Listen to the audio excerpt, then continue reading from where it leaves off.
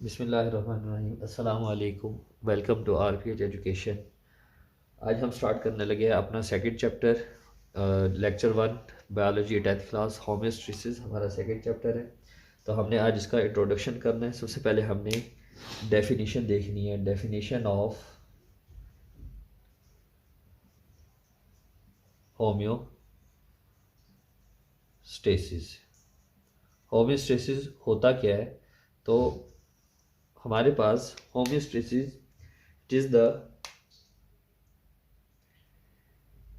it is the maintenance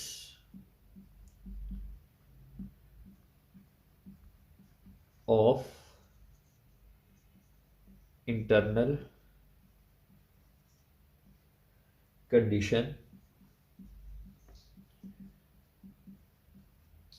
of body by changing of external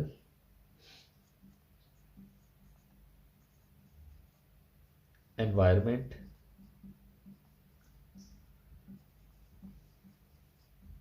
called homeostasis। Homeostasis क्या है? Homeostasis is the maintenance of internal condition. हमारी body की internal condition maintain रहे by the changing of external environment. बाहर जितनी मर्जी तब्दीली है, जैसे हमारे मुल्क में 4 मौसम है, लेकिन हमारी बॉडी का टेम्परेचर जो है वो हमेशा सेम रहता है, वो कभी भी तब्दील नहीं होता। तो इंटरनल एनवायरनमेंट को मेंटेन रखना, बाहर जितनी मर्जी तब्दीली है, उसको हम होम्योस्टेसिस कहते हैं। अब हम इसको कुछ एग्जाम्पल से देख लेते हैं कि होम्योस्टेसिस होता क्या है। तो एग्जाम्पल के अंदर हमारे पास सबसे पहले नंबर पर human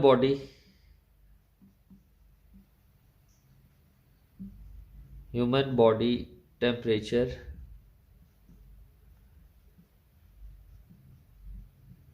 remain 37 Celsius, but in cold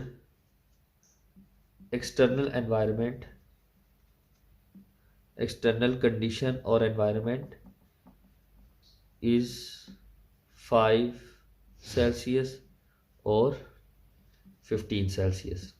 अब ह्यूमन बॉडी का टेम्परेचर जो है वो हमेशा 37 सेल्सियस रहता है, वो कभी भी नहीं चेंज होता, चाहे सर्दी हो चाहे गर्मी हो। अब अगर हम सर्दी की बात करें तो 5 सेल्सियस 15 सेल्सियस, बाज़ुकात -15 तक भी चला जाए, लेकिन बॉडी का टेम्परेचर 37 तक ही रहता है, कभी भी वो चेंज नहीं होता। तो ये जो मेंटेनेंस ऑफ इंटरनल एनवायरनमेंट है by the changing of external environment, बाहर जितनी मर्जी तब्दीली है लेकिन इंटरनल टेम्परेचर ये इंटरनल कंडीशन मेंटेन है, तो ये हमारे पास होम्योस्टेसिस कहलाता है। इसके अलावा अगर हम इसकी दूसरी एग्जांपल देखें तो हमारे पास glucose in blood cell remain same. Glucose का लेवल हमारे ब्लड के अंदर जो है वो हमेशा सेम ही रहता है by eating rich carbohydrate food. हम जितना मर्जी मीठा खाना खा लें, हम जितनी मर्जी मिठाइयाँ खा लें, लेकिन हमारे ब्लड सेल के अंदर ग्लूकोज जो है वो चेंज नहीं होता, वो सेम ही रहता है। तो हम बाहर से जो मर्जी कर रहे हैं, लेकिन इंटरनल बॉडी के अंदर जो ग्लूकोज का लेवल है वो हमेशा मेंटेन रहेगा। तो ये तमाम का तमाम होम्योस्टेसिस में आएगा। अब हमारे पास होम्योस्टेसिस के अंदर कुछ चीज़ें आती हैं, उनको हम डिस्कस करेंगे। वो कौन कौन सी चीज़ें हैं, तो उनको अब हम देखते हैं। अब जो होम्योस्टेसिस में हमने 3 चीज़ें मेन डिस्कस करनी थी, वो थी हमारे पास सबसे पहले नंबर पर जो चीज़ आती है वो है हमारे पास osmoregulation. Osmoregulation, regulation का मतलब होता है मेंटेन करना, ओस्मो का मतलब वाटर और सॉल्ट। तो हम डिवाइड कर लेते हैं, ओस्मो अलहदा कर लेते हैं और रेगुलेशन को हम अलहदा कर लेते हैं। तो हमारे पास ओस्मो को पहले देखते हैं, फिर रेगुलेशन को देखते हैं। तो osmo mean salt and water, regulation mean maintenance.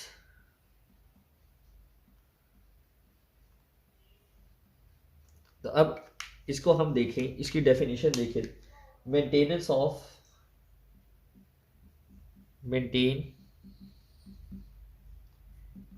The amount of salt and water in the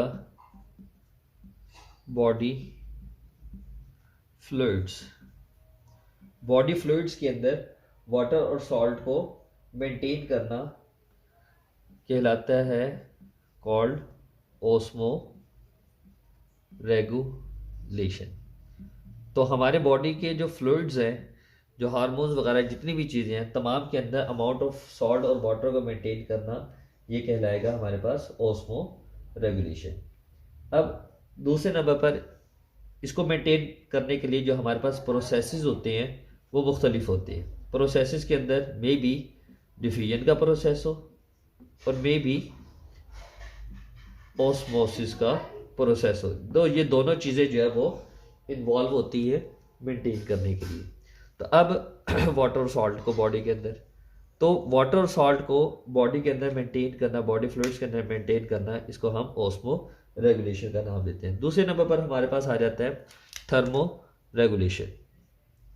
thermo regulation, अब थर्मो रेगुलेशन उसके नाम से ही पता लग रहा है। थर्म का मतलब होता है टेम्परेचर, रेगुलेशन का मतलब मेंटेनेंस। तो maintenance of internal body temperature, maintenance of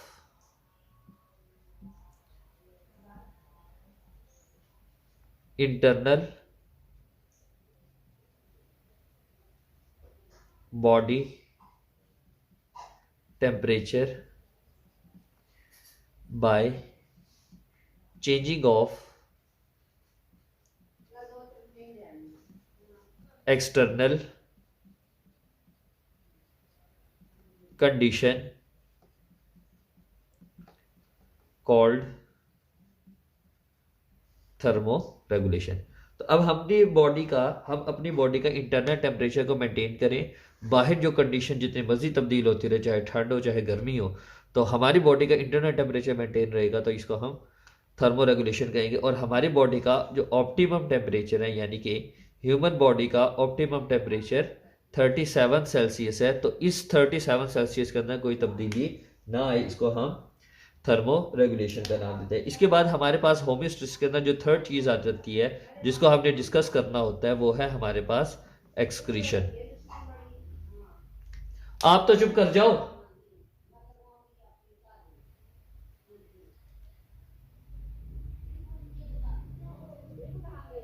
माँ जी,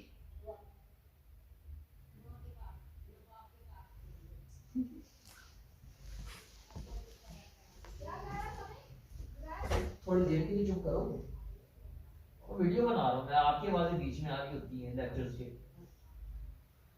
मैं आवाजें भी दे रहा हूँ फिर भी।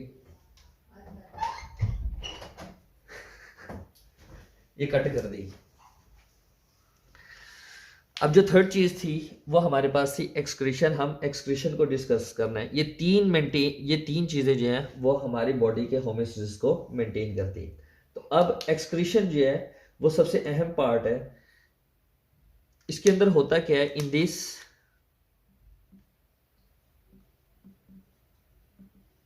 Elimination of waste product